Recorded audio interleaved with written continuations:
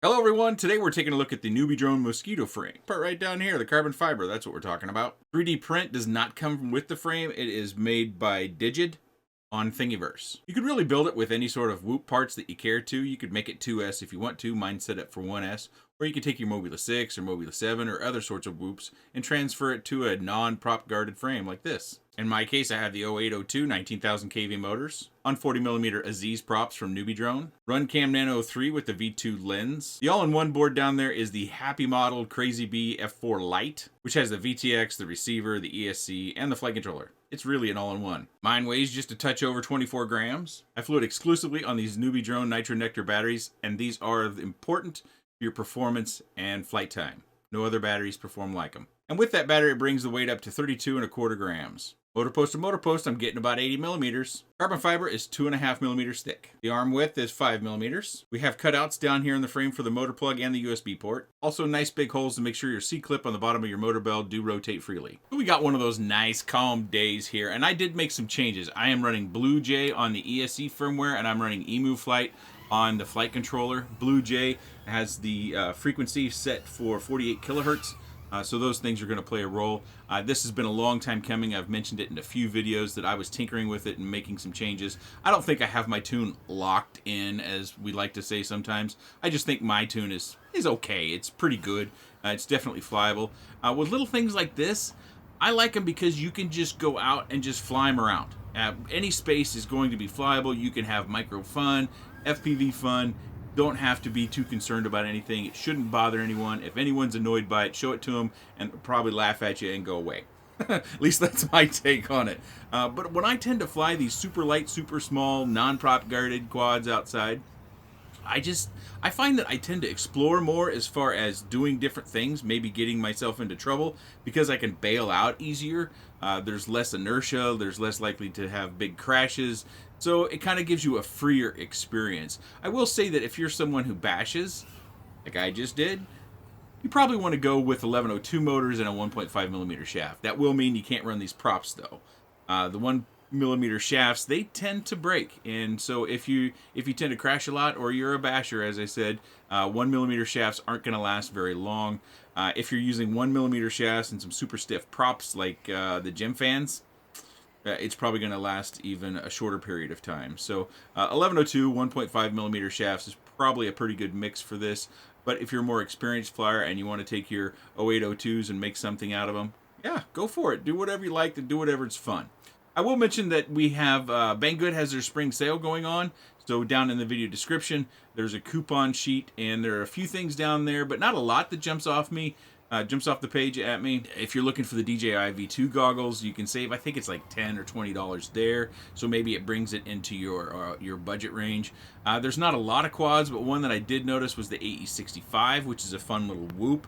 But that does take the GNB 27 batteries. You can convert that if you choose to, but it comes with the GNB 27 connector, so you have to kind of account that for what you're going to do there. And there are a few other items in that sheet that you may be interested in, so I'll leave that link down in the video description. You can see there at the end of our flight, 3.5 volts right on the nose, and that's why I picked that flight. 2.5 minutes of flight time. Because this gnarly FPV subatomic frame was so popular, I thought I would bring it out and just kind of show them to you. They're different, and this is a much different sort of build where this is using an all-in-one Whoop board. This has got a 16 by 16 stack. You're going to have to build this versus this is kind of plug and play. You know, if you can handle a screwdriver and plugging in a few sockets, it should be fine. So very different, not just the 1S, 2S thing, but the build process, because you are going to have to do the assembly or the build depending upon which case it is, and they do fly differently. Some pilots will tell you that there's a dramatic feel between bottom mounted and top mounted, and there is a difference. I'm not trying to discount that.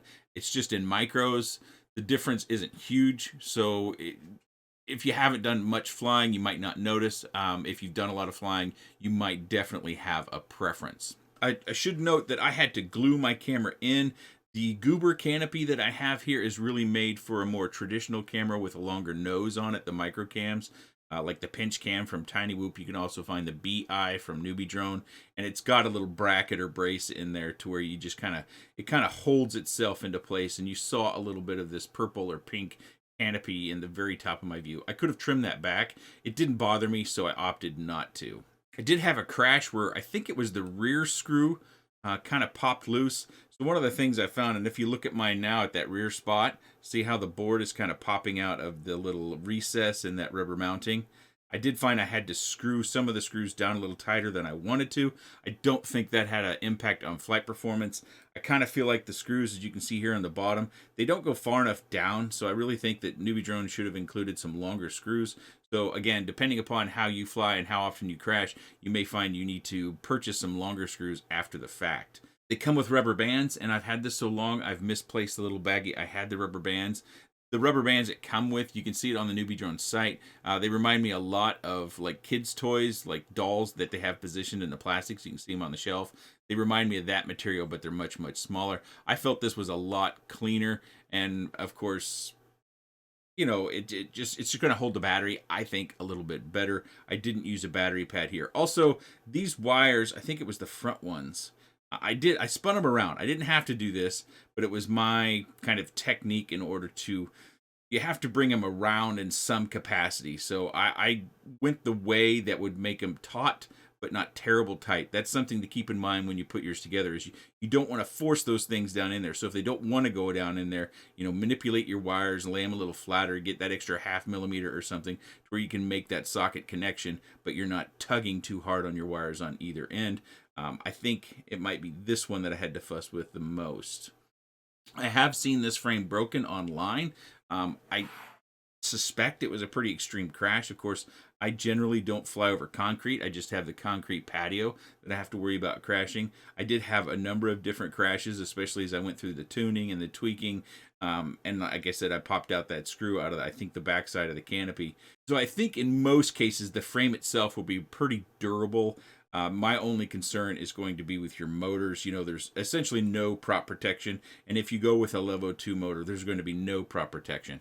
So something to note there. Again, 1.5 millimeter shafts are going to last longer, but you can't run Aziz props with 1.5 millimeter shafts.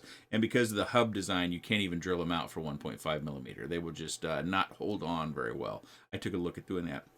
This print by Digit is great. You can see it's got a couple of little holes in both sides of the frame, which you can get a cleaner picture on the NewBeeDrone website, but they just kind of clip in. There's also a recess right here that's supposed to grab your rubber band. So he did a really nice job of designing these prints. Don't forget to tip your designer. That reminds me, I need to go back and make sure that I did tip him. Sometimes I collect things when I'm on my phone waiting for the kids, and I forget to tip while I'm there. So I need to go back and do that. Good job on this design. I know it's relatively simple, but I think it's simple and well thought out are two things that we need in all designs, especially things that we're going to be crashing so stinking much. I also am curious about the amount of carbon fiber on this plate. Again, someone did break one, at least one that I am aware of. I think it broke an arm. But do we really need 2.5 millimeters of carbon on something this small and this size? It's just me, just a thought. I was thinking 2 millimeters would be plenty. I might want to try 1.5 millimeters just to drop that weight a little bit and see how it impacts the flight, the performance, the flight time. Also, these Aziz props, I find that these tend to bend up because I did have several crashes. I showed you one where I wanged into the tree, but the props tend to bend, and I think that's a good thing, especially if you're running 1 millimeter shafts. So if the prop bends, then your shaft takes less of the impact and therefore might not get, you know, bent to where you have vibrations or jello in your video.